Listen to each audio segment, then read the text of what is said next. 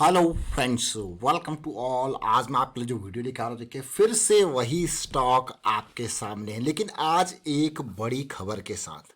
देखिए टारगेट तो 5,000 प्लस का है, साथ में जो बोनस आपको मिलेगा डिविडेंड के रूप में वो स्टार्ट हो चुका है और वो हर साल मिलता रहेगा। अब आपको क्या ये डिविडेंड के रूप में कौन सा बोनस मिलता है, तो देखिए कल ही अनाउंस हुआ है और आने वाले टाइम पे ऐसे और डिविडेंड्स आते रहेंगे स्टॉक में। लेकिन टारगेट टारगेट बहुत दूर जरूर है, लेकिन स्टॉक में बहुत काबिलियत है। और सबसे इंपॉर्टेंट, काबिलियत के साथ साथ मैं कहूँगा स्ट्रेटेजिक इंटरेस्ट वाली कंपनी है। स्ट्रेटेजिक इंटरेस्ट समझते हो आप? डिफेंस सेक्टर, ये जो तेजस आप देख रहे हो ना, इसी की कंपनी के बारे में हम बात कर रहे हैं, जिसका नाम है HAL, हिंदुस्तान एरोनॉटिक्स लिमिटेड। इसका मार्केट कैपिटलाइजेशन अभी आपको 36,000 करोड़ दिख रहा है, लेकिन आने वाले टाइम पे जैसे जैसे तेजस एक्सपोर्ट होगा और इंडिया की ये स्ट्रेटेजिक कंपनी, अब आने वाले टाइम पे इंडिया इंपोर्टर ही नहीं एक्सपोर्टर बनने वाला है आर्म सेगमेंट में। न केवल ये, बल्कि बहुत सारे प्राइवेट प्लेयर को भी आमंत्रित किया जा रहा है, बट स्टिल स्ट्रेटेजिक इंटरेस्ट वाली कंपनी में गवर्नमेंट का ही कंट्रोल रहने वाला है। तो ये 36,000 करोड़ का जो मार्केट कैपिटलाइजेशन और डेट कंपनी के ऊपर बहुत कम, तो मुझे लगता है अब आने वाले टाइम पे प्रॉफिटेबिलिटी आपको क्लियरली देखने को मिलेगी। सरकार के ऑर्डर्स अब तक कंपनी कंप्लीट नहीं कर पा रही है, और सबसे अच्छी बात मुझे ये लगी कि सरकार का प्रेशर अब इस कंपनी के ऊपर है। काम करना पड़ेगा भाई, काम अच्छे से करना पड़ेगा, क्योंकि एयरफोर्स वाले निगरानी रख रहे हैं कि भाई हमारे ऑर्डर्स टाइम पे डिलीवर होने चाहिए। प्रोमोटर की होल्डिंग यानी कि सरकार की 75% की होल्डिंग यहाँ पे है। कुछ परसेंटेज मुझे लगता है कि आने वाले टाइम पे और गवर्नमेंट यहाँ पे जो है प्राइवेट प्लेयर्स को इनवाइट कर सकती है, तो और भी इम्पोर्टेंट। लेकिन इस स्टॉक की खास बात यह है, जब से मार्केट में आया है तबाही मचाई है डिविडेंड के रूप में। आप देखिए जरा, ये डिविडेंड आप देख पा रहे हो यहाँ पे, देखिए 2019 के मार्च के टाइम फ्रेम पे इस कंपनी ने 20 रुपए के आसपास का डिविडेंड 19.80। 2020 में देखिए मार्केट बिल्कुल डामाडोल थी, उसके बावजूद इसने मार्च में आप देखिए 33 रुपीज़ का डिविडेंड डिक्लेयर किया था। 2020 में अभी दिसंबर में फिर से 15 रुपये का डिविडेंड डिक्लेयर किया है, और आज की डेट में फिर एक बड़ी अनाउंसमेंट कंपनी ने करी है, और वो है डिविडेंड के रूप में। ये बिल्कुल ये देख सकते हो अब आप, 26 फरवरी को ये डिविडेंड डिक्लेयर किया गया, 15 रुपये का डिविडेंड ये। अब आपको यार ये बोनस तो बढ़िया है, ये एक और बोनस आपको मिल गया डिविडेंड के रूप में। टारगेट आपने सोचा होगा कि आपने सोचा कि इस तरीके से बीच बीच में डिविडेंड भी मिलते रहेंगे। अभी तो मार्च और बचा है, कुछ प्रॉफिट का हिस्सा बचेगा तो सरकार को कुछ खर्चे की ज़रूरत होगी तो डिविडेंड और ले लेगी इससे। सोचिए, तो इस तरीके से इस कंपनी के ओवरऑल स्ट्रक्चर को आप देखते हो, तो जो यही नहीं, यूटिलिटी चॉपर की अगर हम बात करें या फिर तेजस की बात करें, भाई जो ऑर्डर है ना, आपको पता है इंडिया के अंदर जब अगर चीज़ें बनने लग गई तो उसकी जो कॉस्टिंग होती है वो इंडिया ख्याल रखता है। मात्र 309 करोड़ में एक एयरक्राफ्ट HAL बनाने की बात कर रहा है तेजस का, तो कौन सी कम कंट्रीज जो होंगी वो इंटरेस्टेड होंगी डेफिनेटली। जो इतने महंगे महंगे 1500 2,000 करोड़ के एयरक्राफ्ट जो है वो, और उनको फिर भी थोड़ा बहुत अपनी सिक्योरिटी के लिए चाहिए डिटेल, तो वो कंट्रीज यहाँ पे इंडिया से ही इंपोर्ट करेंगी, तो इंडिया क्या बन जाएगा, एक्सपोर्टर। सोचिए इतनी सस्ते में ये यहाँ पे फाइटर एयरक्राफ्ट देगा, और अभी इंडिया का ही कॉन्ट्रैक्ट पड़ा हुआ है। देखिए 83 तेजस, जिसकी 48,000 करोड़ की कॉस्ट है, अभी तो यही पूरा करना है, पहले यही तो पूरा हो जाए, उसके बाद यहाँ पे एक्सपोर्ट के ऊपर भी तो एक्सपोर्ट। अब सोचिए भाई, कोई कंपनी अपने और करंट ऑर्डर को कंप्लीट करना है, फिर उसको एक्सपोर्ट भी करना है, तो उसको क्या करना पड़ेगा? सिंपल बात है, एक्सपेंशन करना पड़ेगा, अपनी प्रोडक्शन कैपेसिटी को एक्सपेंड करना पड़ेगा। एक्सपेंड होगी तभी तो रेवेन्यू बढ़ेगा, तभी प्रॉफिटेबिलिटी बढ़ेगी, तो ये सब नंबर्स बढ़ेंगे तो शेयर का प्राइस डायरेक्टली प्रोपोर्शनल वो भी बढ़ेगा। प्रॉफिटेबिलिटी बढ़ेगी तो भाई नंबर, शेयर का प्राइस भी बढ़ेगा। फिलहाल इस स्टॉक को मैं पिछले कुछ दिनों से कवर कर रहा हूँ लगातार आपके लिए। देखिए ये स्टॉक जब 1013 का प्राइस था, यानी कि फरवरी 7 को हमने कवर किया था, उसके बाद इस स्टॉक को हमने फिर से कवर करने की कोशिश करी 80,000 करोड़ की ऑर्डर बुक की जब खबर आई थी फरवरी 14 को। लेकिन आज फिर से ये डिविडेंड की खबर आई, तो फिर से हम इस स्टॉक को कवर करने की कोशिश कर रहे हैं। और देखिए जरा, देखिए ये कब से कवर कर रहे हैं हम, 10-0 जब हमने आपको बताया था भाई मूव करेगा, तो अभी तक तो मात्र 6% का गेन है, और अभी आने वाले टाइम पे बहुत इंपॉर्टेंट चीज़ें हैं।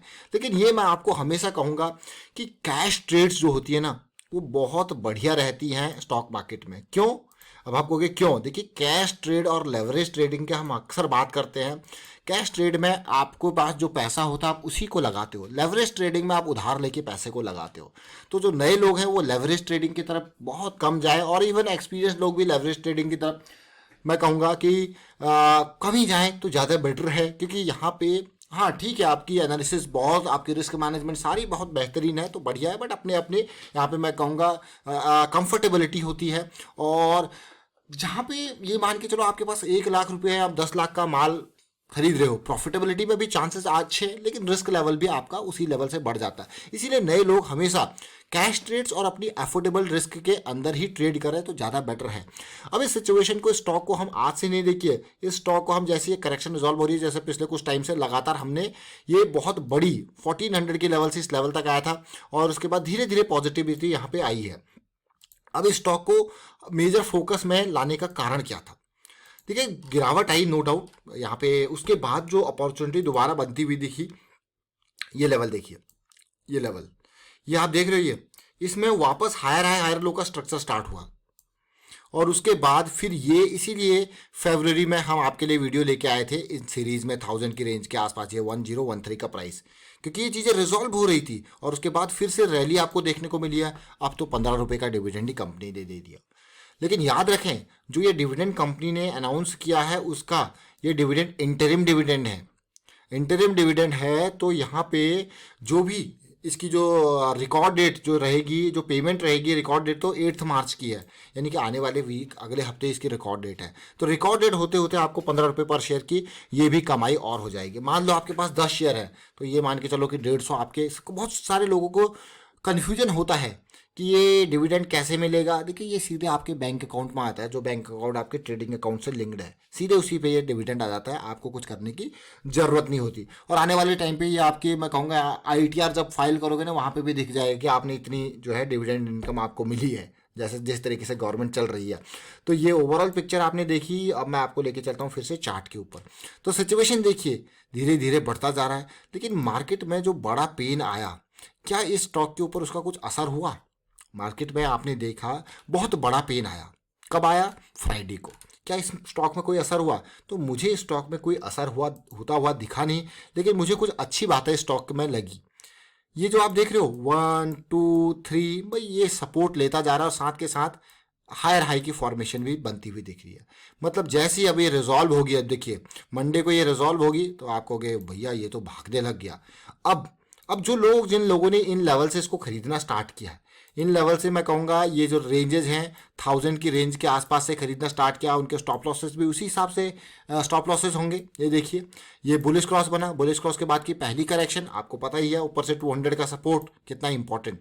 और ये वॉल्यूम देखिए, क्या वॉल्यूम, कितनी खरीदारी यहाँ पे हुई। और उसके बाद अभी अगर आप देखो तो खरीदारी ओवरऑल धीरे धीरे इसमें चल रही है। कोई भी बड़ा प्लेयर यहाँ पे आएगा तो फिर से ये स्टॉक को दूर भगा देगा। तो इन लेवल से जिसने खरीदा वो कहेगा यार 5000 तो छोड़ो, मेरा तो 1400 का टारगेट है, मेरा अचीव हो गया। तो कोई बुराई वाली बात नहीं है। अगर 1000 रुपीज़ से आप कुछ हफ्तों के अंदर 1400 के टारगेट को अचीव कर पा रहे हो, तो ये भी अपने आप में 40% का गेन है। तो 40% का गेन मैं कहूँगा कम नहीं होता। 40% अपने आप में कुछ हफ्तों में अगर मिल जाए तो सोचिए, ये देखिए यहाँ से लेके यहाँ तक कितना 40%, 30 to 40%, अगर मैं 1000 से लेके चलूँ तो 40%। तो सोचिए कम होता है कि 40% गेन अगर कुछ हफ्तों में मिल जाए। एक फिक्स डिपॉजिट आपको साल भर में 7 से 8% गेन देता है, और यहाँ पे स्टॉक्स आपको 20-30% आराम से आपकी एक एक स्विंग में रिटर्न दे रहे हैं। सोचिए, तो इसीलिए, लेकिन अगर आप पॉजिटिविटी का सोच रहे हो, क्या आप कभी सोचते हो कि मेरा रिस्क मैनेजमेंट क्या होगा? तो हमेशा मैं आपको यही कहता हूँ कि रिस्क मैनेजमेंट को प्रायोरिटी पे रखें। और जो सिचुएशन हमको लास्ट टाइम पे रैली के पहले देखने को मिली थी, यानी कि ये करेक्शन, आप देखिए किस तरीके से ये करेक्शन की रिजोल्यूशन हुआ था। आप देखिए ज़रा, ये देख रहे हो आप, ये उसी तरीके की सिचुएशन हमें यहाँ पे भी देखने को मिल रही है। और जैसे ये यहाँ पे ये करेक्शन रिजॉल्व होता है, अभी तो जस्ट स्टार्टिंग है, बहुत अपॉर्चुनिटी अभी है, तो उसके बाद ये स्टॉक फिर से इन्हीं लेवल की RSI पे जाने की कोशिश करेगा, यानी कि बहुत बड़ा जंप आपको प्राइस में देखने को मिल सकता है। तो यहाँ पे हमने हिंदुस्तान एरोनॉटिकल्स लिमिटेड की बात करी और इसके डिविडेंड के रूप में यहाँ पे अनाउंसमेंट हुई है। और फिलहाल वाइंड अप करता हूँ इस वीडियो को। उम्मीद करता हूँ वीडियो आपको अच्छा लगा होगा। अच्छा लगा तो शेयर जरूर कीजिए और स्टॉक मार्केट में हमेशा रिस्क मैनेजमेंट को ध्यान दें, लर्निंग के ऊपर फोकस करें। और टेक्निकल एनालिसिस आपको सीखना है तो फिर आप मेंबरशिप भी ज्वाइन कर सकते हो ज्वाइन बटन पर क्लिक करके। And thank you for watching the video.